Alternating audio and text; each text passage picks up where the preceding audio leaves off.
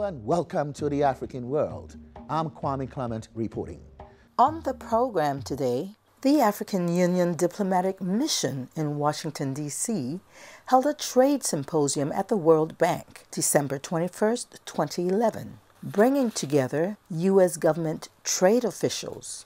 I would love to see all those products that are now on the list that can come into the U.S. duty-free and have been approved by USDA to come in. I'd love to see them coming in, y'all. African ambassadors. We have to develop ways and means as to how we can exploit at best the resources of Africa so that we are not merely exporters of our raw materials, but also we are able to add value to the resources that we have. Trade is about relationship. So does America know much about what's going on in Uganda? Does America know much about what's going on in Addis? No. So let us go back and see if we can start developing relationship so that by the time people know each other, they can start trading with each other. World Bank officials. Kind of making those linkages improve, connecting chambers of commerce in the United States with chambers of commerce in Africa. Heads of chambers of commerce. We tried with Ghana and Nairobi, and I set it up. It's called Business Bilateral Trade Agreement between city to city. The UN Economic Commission for Africa. The statistics are clear. 93% approximately of AGWA exports is in oil and gas. That is the statistics. The Corporate Council on Africa. We need national leadership to say Africa is one of the most important areas of the world for us, and we need to be investing in that now, not only for the sake of Africa, but for the sake of the United States. And U.S. and African business leaders. We must have diaspora support for AGOA. I vote, and there's a large number of Africans who actually vote, but we don't get united in terms of our voting bloc. We can actually influence congressional behavior. Opening the symposium was the African Union Permanent Representative to the U.S., Ambassador Amina Ali. One objective of today's symposium, the principal objective, if I may so, is to highlight the current economic trends in Africa, the opportunity as well as the potentials for the diaspora. But as you know, that if you do proper scientific accounting in human origin, everybody here today is an African diaspora. Panel discussions covered a range of topics, beginning with AGOA, a U.S. government legislation that allows African goods to be imported to the U.S. with duty-free preferential treatment. The African Growth and Opportunity Act is undoubtedly the most comprehensive trade and investment package from the United States towards the sub-Saharan African region. As it enters its 11th year, we can safely say that it already has transformative impact on African economies. And this is particularly true in the case of the apparel and textile industry, which is a vivid example of AGOA's success story. In the first 5 years following AGOA's entry into force, it is estimated that 300,000 new jobs, direct jobs, and about 1 million indirect jobs were created in the African textile and apparel sectors. Nathaniel Adams of the Whitaker Group explains the third country fabric provision, whose implementation has helped boost trade from Africa to the U.S. under AGOA. Under typical rules of origin for U.S. imports, apparel has to be manufactured in a country and assembled in a country in order for it to be considered from that country. What the third country fabric provision allows is African countries to import the raw materials, the textiles, cut and assemble them in the country, and then export them duty-free to the U.S. It's a very unique program, and it has really unlocked an incredible amount of job growth across the continent. The third country fabric provision is quintessential to sustain the growth of the nascent textile and apparel industry in the sub-Saharan Africa. It is a key element for the success of apparel industry in the sub-Saharan Africa because it has enabled African apparel exporters to be competitive in the U.S. market. That is about to end, causing some concern. The third country fabric provision is currently authorized only until September 2012. It should be extended immediately for the same period as the overall authorization of AGOA, that is at least through September 30th, 2015, and for any additional period beyond that for which AGOA is extended. The next steps, certainly in the short term, are to renew the third country fabric provision, which we at the Whitaker Group have been engaged with Congress in doing. But after that, before the 2015 expiration, we really want to see a stronger, more enhanced AGOA. AGOA has some very fine accomplishments in apparel, in improved governance, in getting people aware of the importance of trade, but we must build on it to make it into a comprehensive program. AGOA is one of the most generous trade preference schemes that exist today. It's a lot of products, duty-free, quota-free, and we would say if you look at the provisions, there's a great opportunity. Look at footwear, you look at eyewear, you look at toys, you look at value-added agricultural products, including fancy food products, pepper sauces, etc., jams, jellies. What you will actually find is that the numbers are going up rapidly. Now, although African exports have been growing quite significantly and sustained that 10% growth rate on average, and what I'm talking about here is not oil and minerals, this is the non-oil, non-mineral types of exports, so manufacturers. At the same time, we've also seen, if you look at the statistics in terms of what the share is of the U.S. market, that share has been relatively static. If it went from 2% to 5%, do you know how much that would generate for Africa? How many jobs would be created? How much investment that would represent that had gone into Africa, into factories producing those products?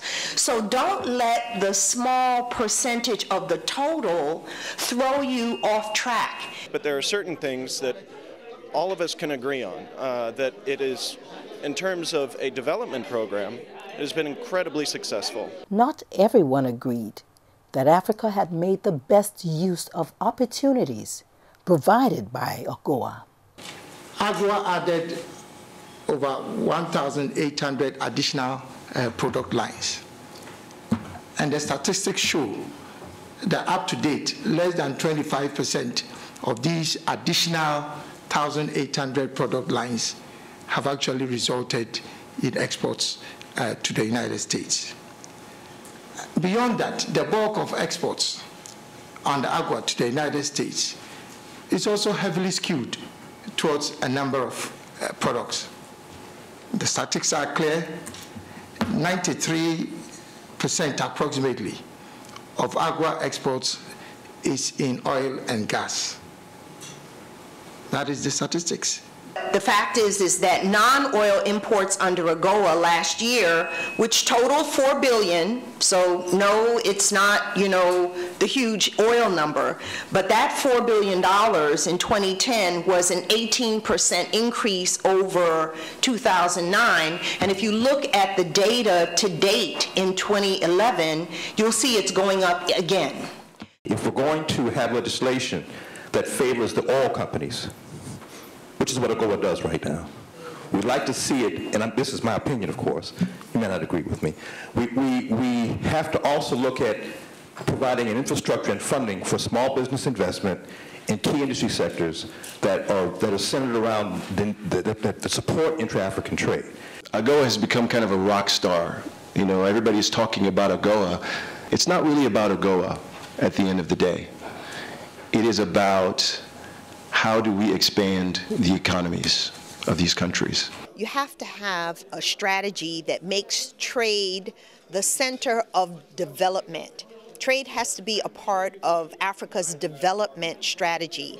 And secondly, when they're looking at exports, they need to be sector specific. They need to look at what do we need to do if we are going to build a competitive apparel sector in Africa, from cotton to yarn to fabric to apparel, all the way up the value chain. What do we have to do with cashews? What do we have to do with cut flowers? What do we have to do with footwear?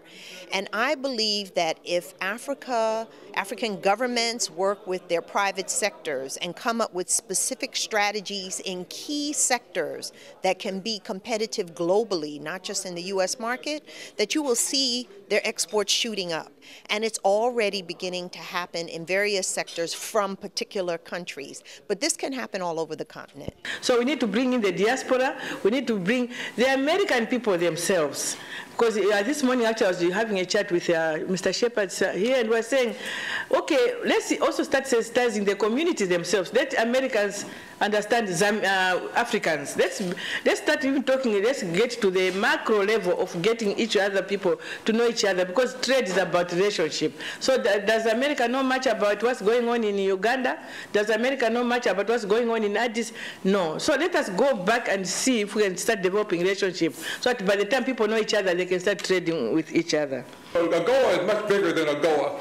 So my point is we need to be doing more to promote private sector entrepreneurs around the country, African American, Afro-Caribbeans, to get involved and engaged and support it in support of economic development in Africa. They want to do it, but the opportunity is not there. The funds are flowing at the top. We're talking about trade paradigm, preferences and that sort of thing, but we need to be talking about how do we engage these entrepreneurs who are ready to go to support and strengthen Africa. One key issue discussed was regional integration and harmonization of business laws and tariffs in sub-Saharan Africa. We already have existing regional economic communities. And so the continental free trade that we are envisaging should be a build-up on the existing regional economic communities. From a policy perspective, I think that we need some coherence and consistency from Congress. Secondly, there's the need for enhanced policy coordination between U.S. government departments and agencies, between the USTR, between USDA, between the Department of State, because they are all involved in policy coordination for AGOA. Just as we are asking of the U.S. side, that there needs to be policy coherence and coordination between government departments and agencies in Africa. Also discussed was increasing trade performance through capacity building and technology transfers. The United States, instead of saying, well, Africa needs to do this, this, and this, and then AGOA will work, is to say, how do we make things more effective to make AGOA and other things work? That is, how can we invest more in infrastructure? How can we invest more, particularly in ICT, which I include in infrastructure? How do we help our own economy by investing in Africa? We've got to make that connection. And that connection hasn't been made yet. We need national leadership to say Africa is one of the most important areas of the world for us, and we need to be investing in that now, not only for the sake of Africa, but for the sake of the United States. Multinational corporations have always had a business presence in Africa. Chevron proudly boasts that it has been doing business in Africa for more than 100 years. It is present in many countries. Coca-Cola, Citigroup, Microsoft, and McDonald's are seizing the opportunities in Africa. Coca-Cola Company uses trucks, bicycles, and hand carts to transport its products into rural villages, and is building its own ice plants to keep drinks cool during power outages.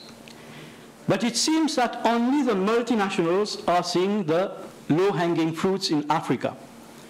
I think what we need to direct is how we can attract more small and medium industries to be attracted towards Africa. I think the private sector here plays a very important role, and the focus of this meeting is on kind of making those linkages improve, connecting chambers of commerce in the United States with chambers of commerce. I have Mr. Larry Mallory from Dallas with me, who's one of our African Chamber of Commerce advisors. Dada ICF, who is representing Continental Chamber of Commerce. Chicago, Ms. Aziz, U.S. Pacific Chambers of Commerce, Seattle. We have U.S. Chambers of Commerce, and they are good at lobbying. And we have a U.S. Angola Chamber of Commerce, Sub-Saharan African Chamber. Look at some of the models that are used here in the U.S. in terms of increasing trade and investment, whereby we have so many tools that are engaged to ensure that a deal closes. An example I can use is from the state of Pennsylvania, which is the 18th greatest economy in the country. And what they do is they have state representatives all around the world that are specifically focused on increasing trade and investment. I will be able to empower the chambers of commerce to actually do what they do best in order to connect or be the linkage between business, entrepreneurship, trade, commerce, you name it, between Africa and United States.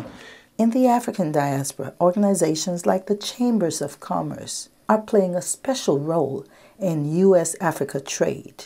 And I think there are some examples of that. If many of you may know, Karanda Fine Foods is a group in New York run by a Liberian diaspora, Nigerian diaspora, and they have partners on the ground, and they're making beautiful, niche, high-end products, coffees, teas, chocolates, liqueurs, all with African content, but sold in major U.S. retail outlets. And it really is an example of where you have a partnership on the ground, but then the diaspora play a special role. So we need to bring in the diaspora, we need to bring the American people themselves, because trade is about relationship. So does America know much about what's going on in Uganda?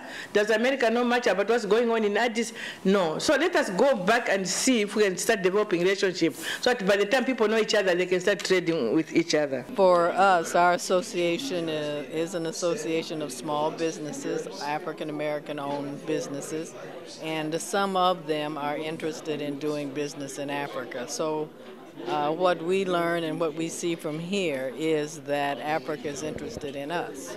Last on the agenda of the symposium was a call for a new public-private partnership made up of Africans, the diaspora, investors, trading partners, and development partners concerning business, investment, and trade between Africa and the U.S. AGOA is not the answer to all things. It's not being used by most African countries because it's not able to be used by most African countries. The lack of infrastructure, lack of train capacity, there's any number of other things. You have to have that to be able to use it, which is why South Africa is the major beneficiary of AGOA. That's just the reality. Those who have relied heavily on textiles have also benefited, but by and large, it's a very good act. Unfortunately, it's one of the few policy hooks that we have to work with Africa.